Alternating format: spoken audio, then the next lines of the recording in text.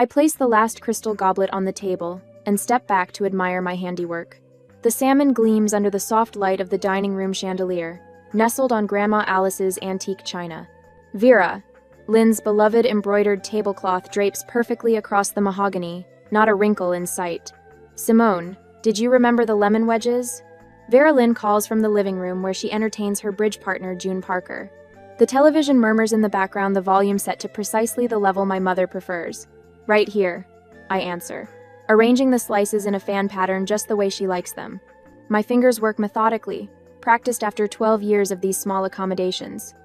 Cousin Lucas arrives with a bottle of white wine, kissing me quickly on the cheek before hurrying to greet our mother. The Andersons from next door follow shortly after, bearing a small gift wrapped in silver paper. Our gathering is intimate, just 5 guests to celebrate the woman who gave me life. When everyone is seated, I lift my glass for a toast. To Mom, on your special day. May this year bring you joy and...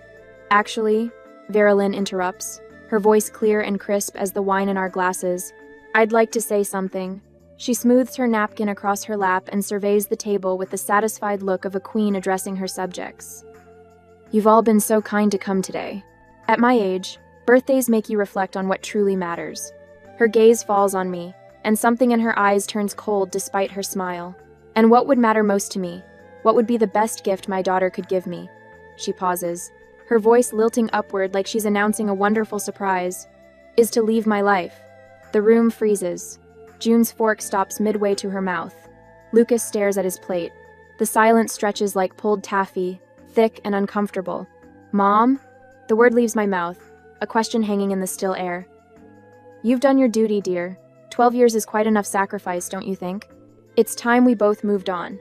Her tone is light, as if discussing a change in weather rather than casting me aside. My hands go still in my lap.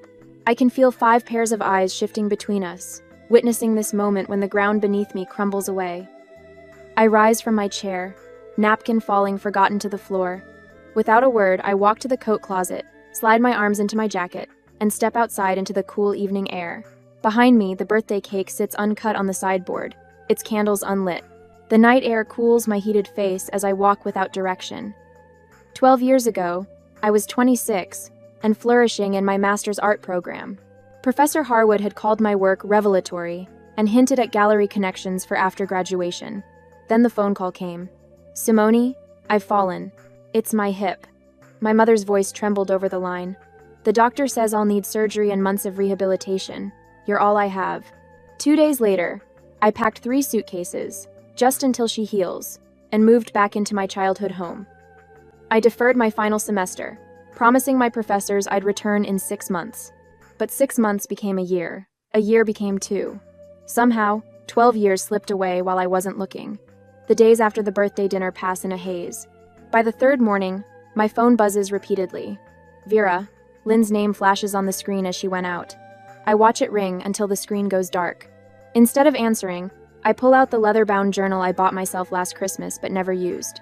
On the first blank page, I write, I've been erased from my own life. The words stare back at me, stark and true. When I finish writing, I do something I haven't done since moving back home. I lock my bedroom door. The small click of the mechanism sliding into place sounds like freedom. As I sit on the edge of my bed, memories surface. I remember returning from a weekend art retreat to find my childhood bedroom repainted. The soft yellow walls I'd chosen were now beige. My mother had smiled, pleased with herself. Surprise! I thought the room needed refreshing. My art books had been rearranged, posters taken down, my space remade in her vision while I was gone. It was just one moment in 1,000 similar moments. Small erosions that accumulated until the person I was became buried beneath the person she needed me to be. I stand before the mirror now, studying my reflection. When did these fine lines appear around my eyes? When did my shoulders learn to curve inward like this? My art career, my friendships, even potential relationships, all sacrificed at the altar of filial duty. The woman in the mirror looks like a stranger, and I realize with startling clarity that I barely recognize myself. The next day, the fluorescent lights of First National Bank buzz overhead as I wait in line, clutching my account statement. A hollowness has settled in my stomach since the birthday dinner 4 days ago. I've barely spoken to Vera Lynn, our paths crossing in silent choreography around the house. Next customer, please. No. The teller Marlene, according to her nameplate, smiles as I approach. Her salt and pepper hair reminds me of my art professor from years ago. I'd like to review my account transactions for the past year, I say, sliding my ID across the counter. Of course, Miss Bennett. Her fingers tap efficiently across the keyboard. Your joint account with Vera Lynn Bennett, correct? I nod, watching her eyes scan the monitor. Something shifts in her expression. Is there a problem? I ask. Well, she hesitates. There have been several transfers from this account to another account solely in your mother's name. How much? In the past 12 months. She clicks through screens. $7,800 total. My fingers grip the counter edge until my knuckles turn white. The room seems to tilt slightly. May I see the transfer slips? My voice sounds distant, belonging to someone else. Marlene turns her monitor toward me, then retrieves paper copies from a drawer. Here they are, all authorized with your signature. But they aren't my signatures. Close, but not mine. The loops too rounded, the final stroke too long. These aren't my signatures, I whisper. Marlene's expression softens with recognition. I should mention, this isn't the first time money has moved between these accounts. What do you mean? What? Similar transfers appear regularly over the past few years. She lowers her voice. Your mother told Mr. Dalton you approved all household expenses when she was in last month. The floor beneath me feels suddenly insubstantial. I thank Marlene and walk outside, the manila folder of transaction records heavy in my hands. When I arrive home, voices drift from the kitchen. Vera Lynn and June Parker sit at the table, teacups between them. They fall silent when I enter, two pairs of eyes tracking my movements. Simone, we were just talking about you, Vera Lynn says brightly. The brooch pinned to her blouse catches the light, Grandmother Alice's cameo that disappeared from my jewelry box last Christmas. Were you? I open the refrigerator, my back to them. Just saying how dedicated you are, Vera Lynn continues, giving up everything for me. I turn slowly. June's eyes hold something concern, pity, that contrasts sharply with my mother's placid smile. That's one way to put it, I say. June shifts in her chair. How are you managing with the roof repairs? Vera Lynn mentioned they were quite expensive. Roof repairs? The words come out sharper than intended. The leak over the guest bedroom, Vera Lynn says smoothly. Remember, dear? From that storm in April. There was no leak. No storm severe enough to cause damage. No repairs I've seen evidence of. Must have slipped my mind, I say. Later, after June leaves, I search my mother's desk while she naps. Beneath her tax returns, I find property documents I've never seen before. The deed to our house, my childhood home, shows alterations to the ownership percentages. My name, once equal with hers, now appears as a minor stakeholder. I check my separate savings account online. The balance reads $1,247.82. Last year, it held over $12,000 my emergency fund built from years of careful saving from my library salary. My legs carry me to the attic where I stored my art supplies, expensive brushes, imported paints, canvases I'd been saving for someday. The corner where they lived now holds stacked plastic bins labeled Vera, Lynn's Craft Corner, in my mother's handwriting. When I confront her about the missing supplies, she waves dismissively from her armchair. I donated those old things. You clearly weren't using them, and I needed space for my new hobby. The senior center is offering ceramics classes. Those were my professional supplies. You had no right. This house runs my way or not at all, Simone. Her voice hardens. I thought I made that clear at my birthday. June calls the next morning. When I answer, she asks if Vera Lynn is nearby. She's at her bridge club, I say. Listen carefully, Simone. June's voice drops to nearly a whisper. She's been telling everyone you're mentally unstable. Claims you've been forgetting things, misplacing items, having mood swings. She showed us a brochure for a facility, said she might need to consider options for your care. My throat tightens. Why are you telling me this? Because it isn't right. A pause.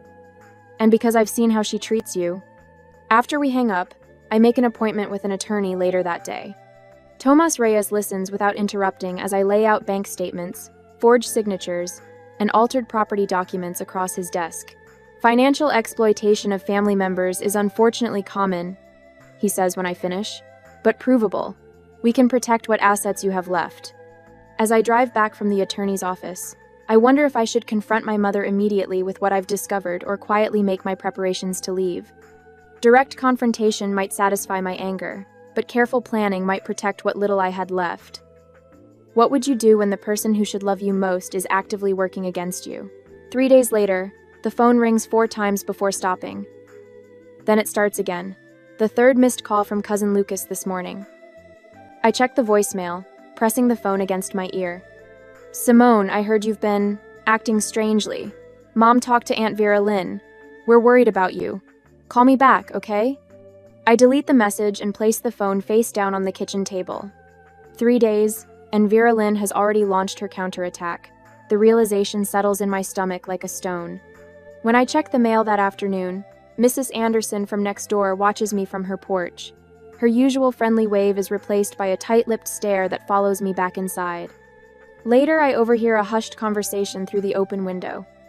Such a shame when the caretaker needs care, Mrs. Anderson whispers to her husband. Vera Lynn says she's been having episodes. Episodes. The word coils around my throat like a snake. That evening, an envelope slides under my door. Inside, a formal invitation on Vera Lynn's monogrammed stationery. Family meeting, Saturday, 2 p.m., June's house. My name isn't listed among the attendees. I've become a topic, not a participant. The next morning brings fresh revelations. The credit card statement arrives with my name but unfamiliar charges, a diamond bracelet, dining at restaurants I've never visited, a weekend spa retreat in Scottsdale. My heart pounds against my ribs as I scan the total. $4,760. At the credit bureau office, the clerk's expression shifts from professional to pitying as she scrolls through my report. There are 3 accounts opened in your name in the past 8 months. She says, all carrying balances. Were you aware of these? I shake my head, my mouth dry as sand. You might want to file a fraud report. She slides a form across the desk. Though it gets complicated when it's family. Family. The word no longer means safety. The doorbell rings the following day, and my body responds before my mind can catch up, pulse racing, palms sweating, breath shallow. I peek through the curtains instead of answering. The UPS driver leaves a package and walks away, but the damage is done. I've become afraid of my own doorbell.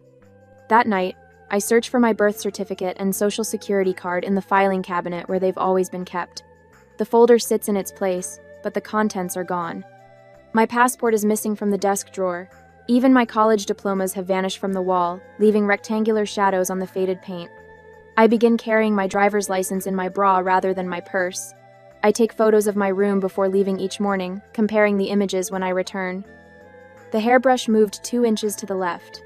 The drawer containing my journals slightly ajar. My reading glasses nowhere to be found. Someone is searching my space, erasing me piece by piece. Then, unexpectedly, a lifeline appears. A small white envelope slides under my bedroom door one evening, not Vera Lynn's formal stationery, but plain notebook paper folded into thirds. The handwriting is unfamiliar. You are not invisible, and you are not wrong.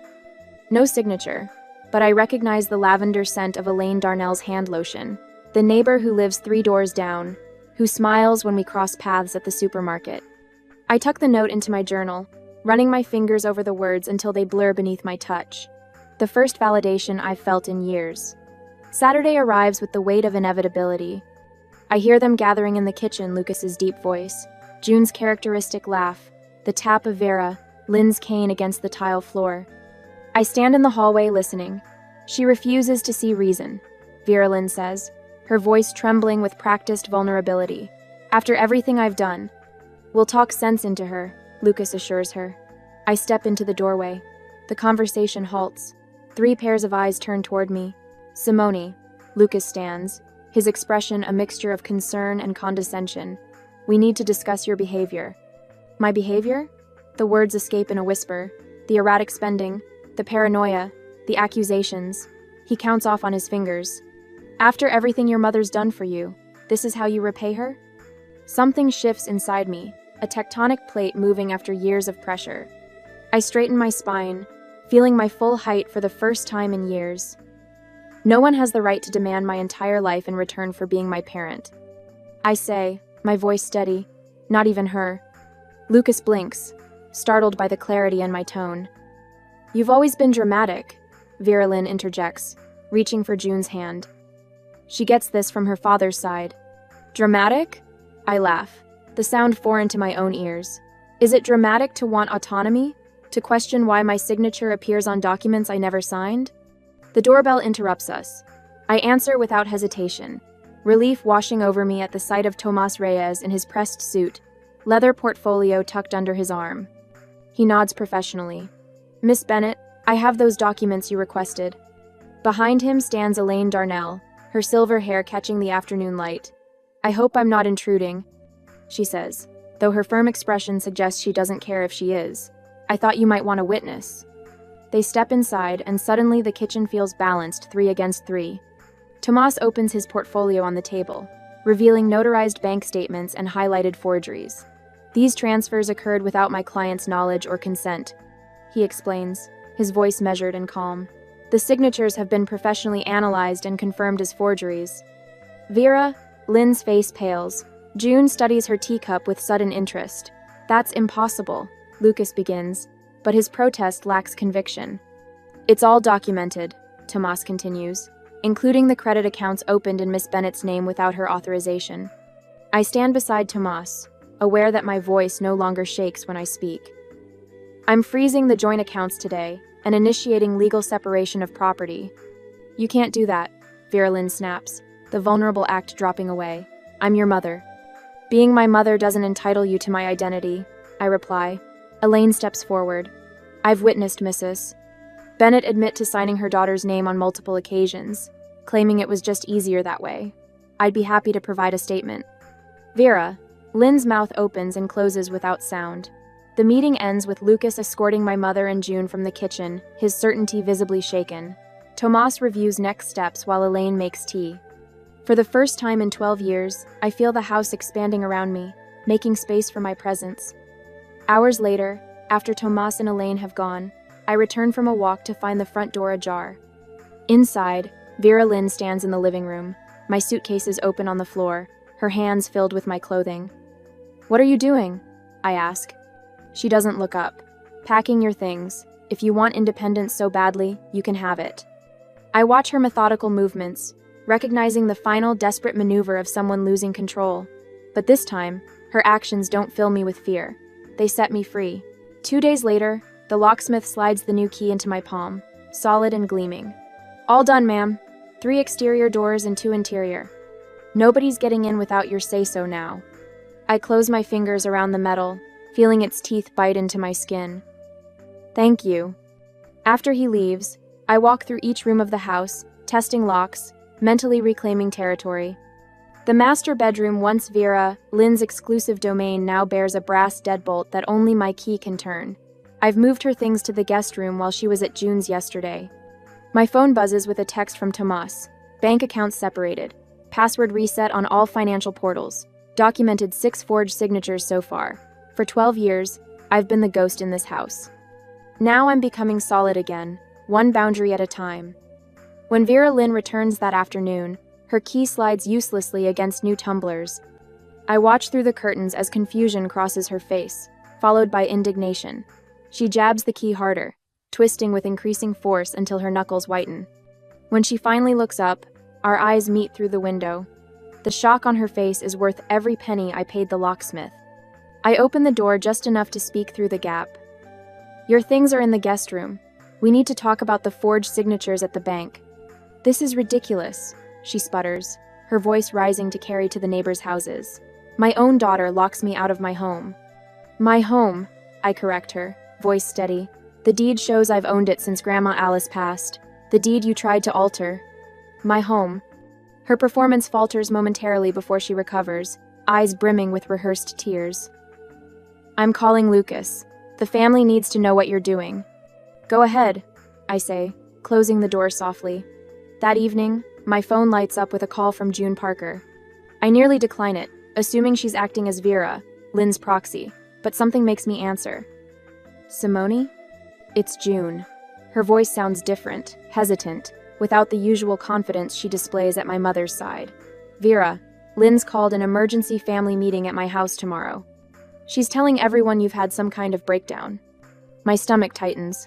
I expected as much. I thought you should know what she's planning.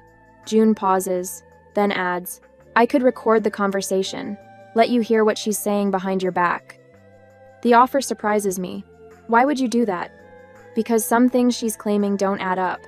She said you stole money from her accounts, but I was there when she bragged about using your credit for that cruise last year. Said you'd never notice. I pressed my hand against the wall to steady myself. She told you that? And more.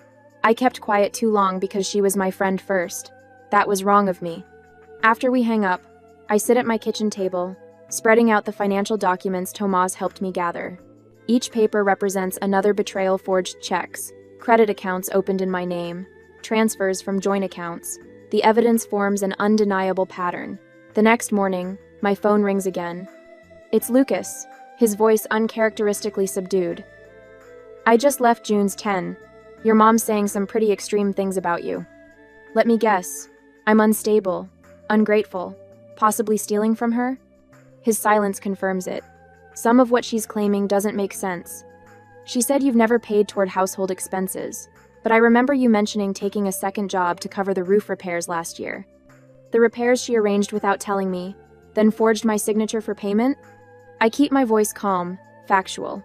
Lucas, I have the documentation, actual proof, not just accusations. Another silence. I'd like to see it, if that's okay. Come by tomorrow. I'll show you everything. That night, Tomas calls with updates on the legal documentation he's preparing. We've established a clear pattern of financial exploitation, he says. With the bank records and the forged signatures, we have enough for a formal complaint. While we talk, Elaine from next door drops by with a homemade casserole and helps me rearrange the living room furniture. We move Vera, Lynn's heavy wingback chair, to the basement and bring my reading chair down from the attic, where it's been stored for years. The room already feels more like mine. How are you sleeping? Elaine asks, straightening a lamp on the side table. Last night was the first time in weeks I didn't wake up at 3 a.m., wondering what she'd do next.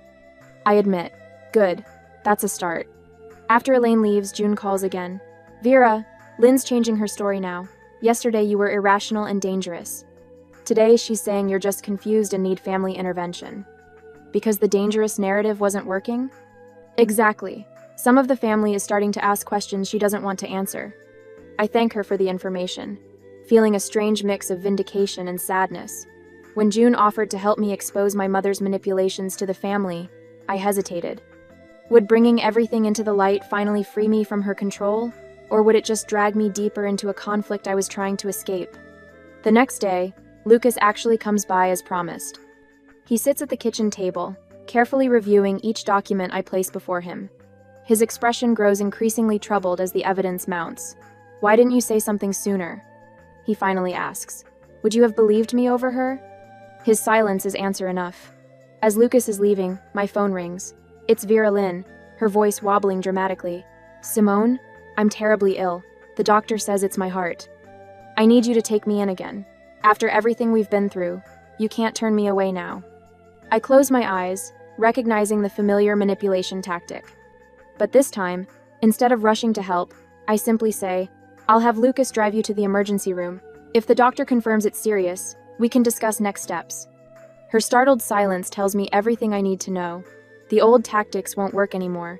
For the first time in 12 years, I'm writing my own story.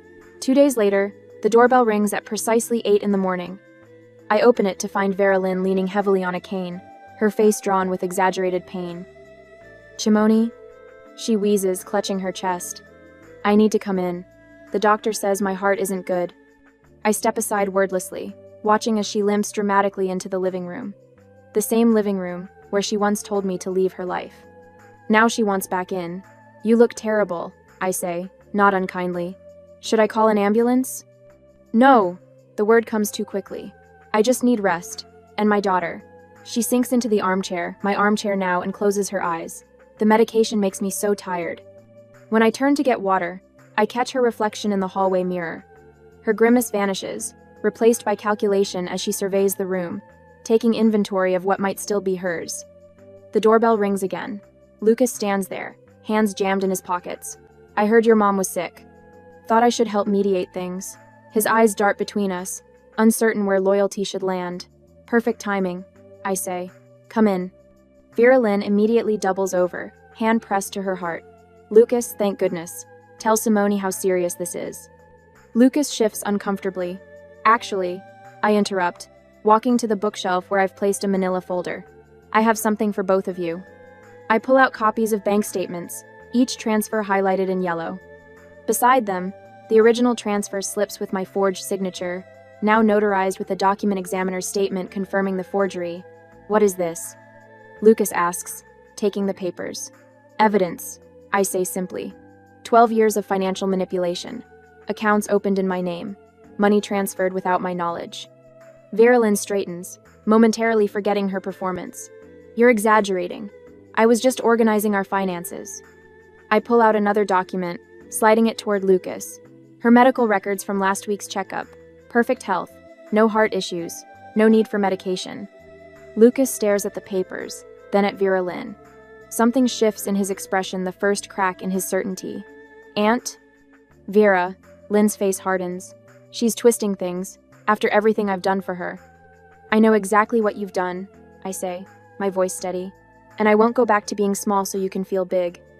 Lucas looks at me, really looks at me, perhaps for the first time. These signatures aren't yours? Number, I meet his gaze. And I suspect you've signed things for her too. His silence confirms my suspicion. Vera Lynn stands, suddenly forgetting her heart condition. This is ridiculous. I took care of you your whole life. One little fall, and you abandoned your own mother. You didn't fall, I say quietly. The room goes still. Excuse me? Vera Lynn whispers. I called your doctor last week. There was no fracture 12 years ago. Just a bruise. You could have managed alone after a few days of rest. Lucas turns to Vera Lynn, color draining from his face. Is that true? Her mask slips completely. The helpless mother vanishes, replaced by cold fury. She would have left me, just like everyone else. I needed her here. So you lied, Lucas says, for 12 years.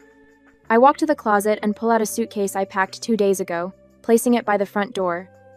The living room around us bears little resemblance to what it once was. I've replaced her beige walls with warm terracotta. Her formal furniture has given way to comfortable pieces in rich, earthy tones. My paintings hang where her bland prints once dominated. What's this? Vera Lynn demands, pointing at the suitcase. Your things, I answer. Just your things. She lunges for a crystal vase on the side table. This is coming with me. It was my mother's. It was Grandma Alice's, I correct her firmly. Not yours, and it stays with me. Her hand freezes mid-reach. For the first time, she seems uncertain. Lucas steps between us. Aunt, let's just take what's in the suitcase. You're taking her side? Vera Lynn spits the words. I'm trying to do what's right, he says quietly. Vera Lynn turns to me, tears filling her eyes on command.